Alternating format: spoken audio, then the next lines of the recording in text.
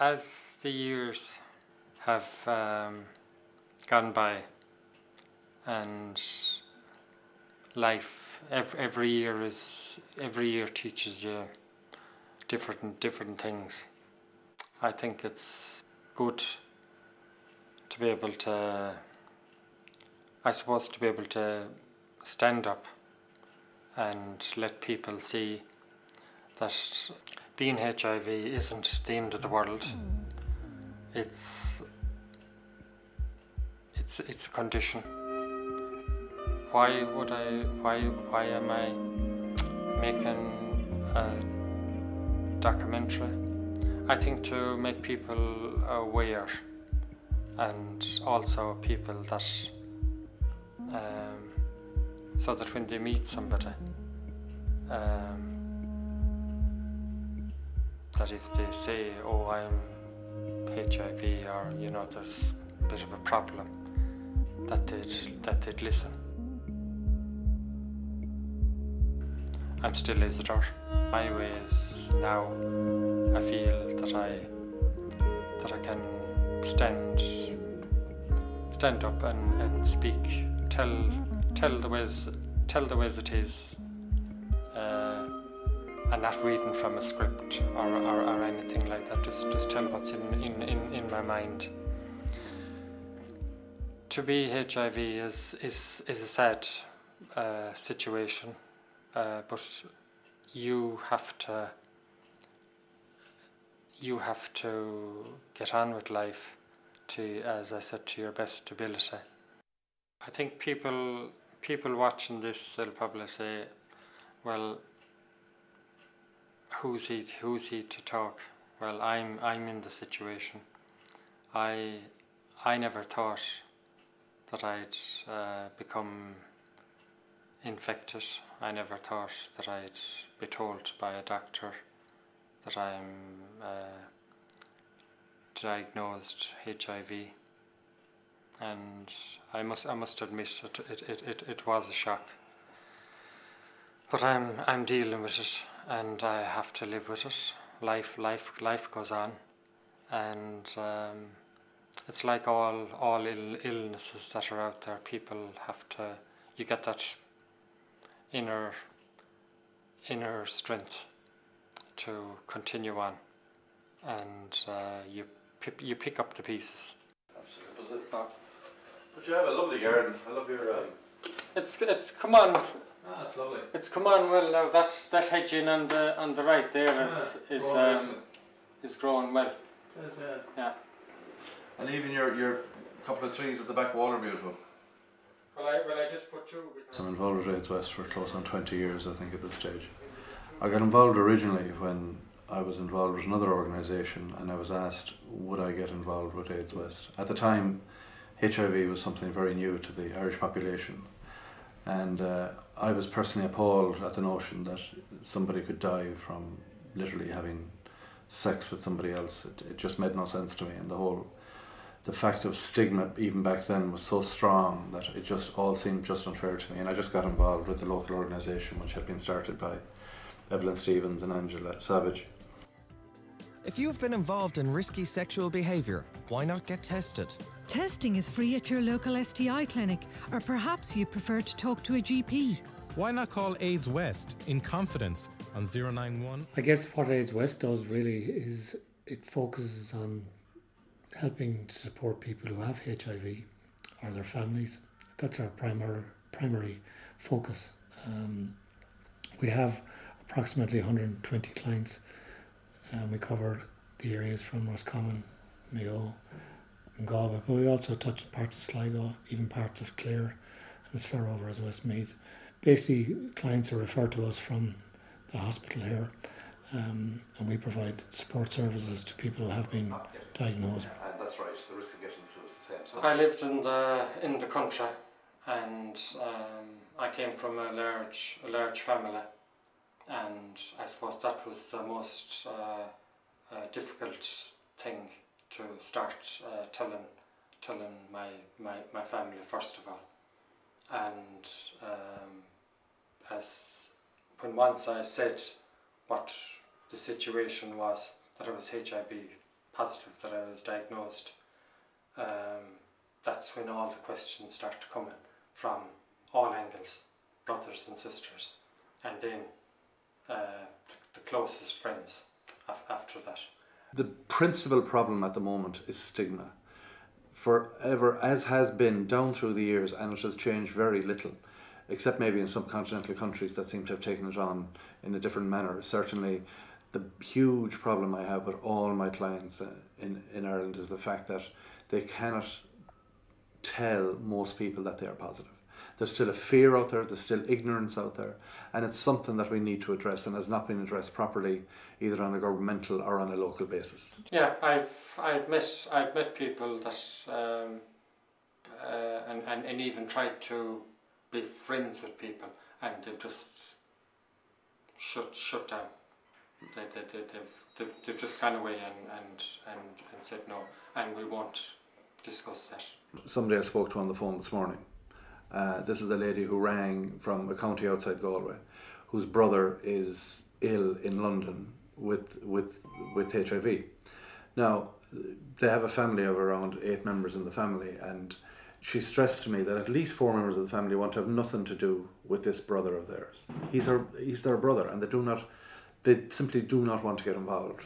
He wants to come home to Ireland, they really don't want him to come. And the comment, as she said to me, from one of her sisters was, what if people find out? So it's very sad to say this, but the fact that somebody within a family would treat another member of the family like that for what I feel is a chronic condition shows to me that this is very, very serious still.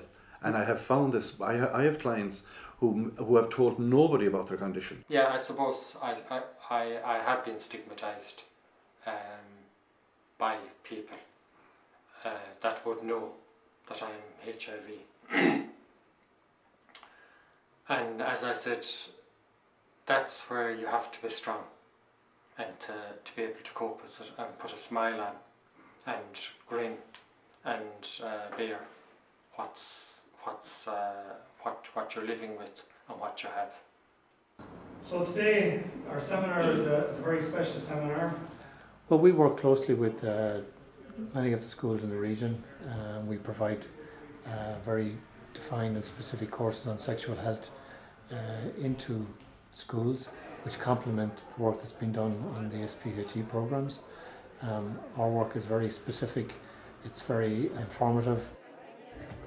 Worried about your sexual health? If in doubt, why not check it out? You can get tested at your local STI clinic or with a GP. Call us in confidence at AIDS West for further information or advice about testing at 091 566 266 or check out our website www. The main concerns and the main issues that arise over and over again is that the students within the schools don't feel that they're getting the right information or that there's enough time given to sexual health within the schools. They feel that it's been neglected a lot and that the real questions they want answered aren't actually answered. Just to make it simpler, to look at bacterial infections and viral infections. The programmes themselves will be tailored to meet the needs of the group, and the groups can vary hugely from, it could be gay groups, youth reaches, schools, also it could be within prisons, but mainly my role would be going to secondary schools and designing a programme. We would look at sexually transmitted infections, including HIV. We'd also look at contraception, so the various methods of contraception and how they're used. And then we'd also go into relationships and sexuality, and from that the kids are given an opportunity to raise their views and their attitudes towards relationships and sexuality and the various things that would come up. It is important that organisations like ourselves are encouraged to go into schools to talk about sexual health. We haven't in this country got to the point where we accept that young people are sexual beings and have a right to have a sex life. So old people don't want young people to have sex, and young people don't want old people to think about having sex. But in fact, everybody is a sexual being. It's part of growing into being an adult, and being sexually healthy is very, very much at the core of being a healthy human being. If you're sexually healthy, that means that you're able to express your sexuality and do it in a way that is respectful of other people. It gives you pleasure, it gives them pleasure, your partner pleasure, and you don't suffer any of the negative consequences of having sex. So we need to move beyond just saying you need to have safer sex. We need to look at why people have sex and explore how it is that it's part of a very meaningful and loving relationship and how you can express yourself sexually in a positive way. So it's moving into the point of sexual competency. I think sexual competency is a very, very important thing to develop in anybody, not just young people, which means that after you've had a sexual activity that you don't regret it, that you didn't have it because you were so drunk that that you were forced into, that you felt that you had to have sex, that you were forced into it in some way, in some coercive way, and that you used reliable contraception. If you can tick those 4 boxes for any sexual encounter that you have, you will not regret it, and hopefully you won't spend the next month worrying whether you're pregnant, or the next 3 months rather worrying whether you've got an STI. And you'll have had some chance to enjoy it and have pleasure. For after all, having sex, that's what it's about, isn't it? Having fun, enjoying it.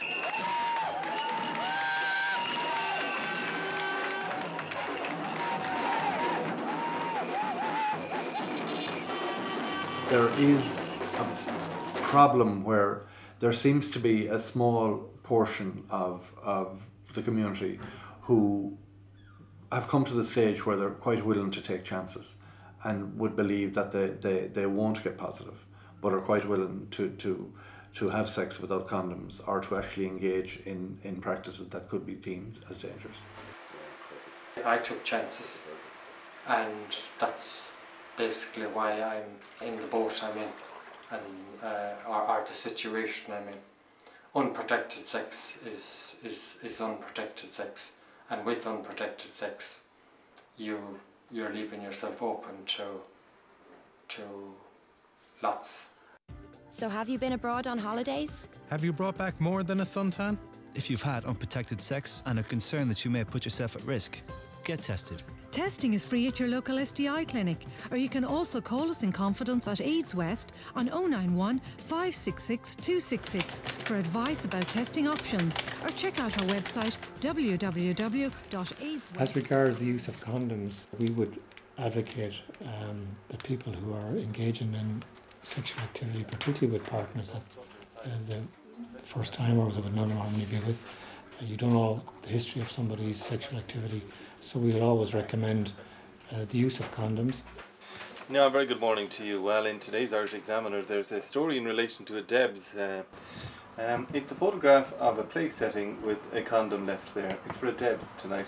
John Flannery, what's your reaction for it? Well, I guess it's a good eye catcher, to say the least, and it's a bit of a gimmick, I suppose, in some ways, but it does really get the message across to everybody, and that's one of the things that we'd come and talk to you today about. You can have all the knowledge you're given around HIV and around STIs, but if you're drunk, or if you've drunk a large quantity of alcohol, you're unlikely to know exactly what you're doing anyway. And we have found issues, for instance, with the colleges, where a lot of young girls have been known to turn up looking for the morning after pill, simply because they were not aware or were not sure whether they had sex or not. Think.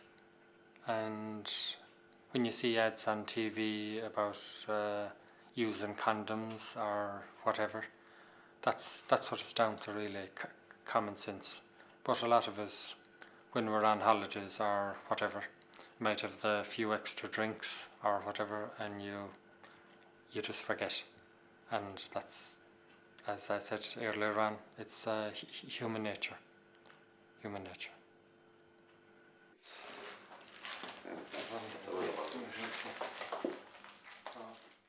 I have to also be thankful to have the access to medication, because there's people in the world today, around the world, that have no access to medication.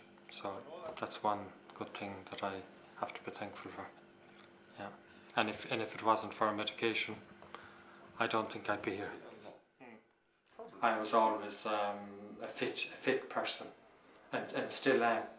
But you suffer from fatigue, tiredness, and maybe morning. I'm not really a morning person. With the drugs that I'm on, and being HIV, it's always attacking your system. Before, people would have felt, oh my God, this is going to be a lifelong thing, and God knows how long I will live, and the medication is going to do some awful things to me. That is not the situation anymore. People are living long lives. I have clients here who are between 18 and 20 years positive, and they are certainly going to last a hell of a lot longer. And with the change in medications, and with the fact that new medications are coming on stream every couple of months, it has to be said that the prognosis for people who are positive is very good. What advice would you give to someone that was diagnosed with HIV?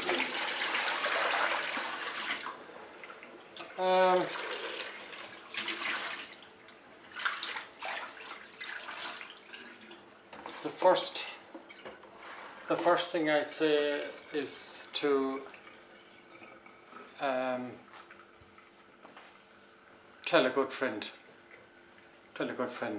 what the situation is, and have that connection with that person, so that you can talk to that person whenever you're feeling down or lost or isolated or whatever. Over here you can see. It's fabulous, alright. I love your birdie as well. Yes, yes. Really, really cute. The major thing is to talk to somebody about it. If they contact us, we'll meet them and we'll do what we can about it, and if we need, we'll refer them on to the hospital. But it's important that they talk to somebody about it. I'd say they were nice when they came out, weren't they? I hope by this documentary, when it's put together, that people that are looking at it, be it friends of people that are HIV, or people that are not too sure of the condition, that they'll have a better understanding that it's there's more to life than and that they'll understand the person in a new light. That's what's in my head at the moment. Yeah.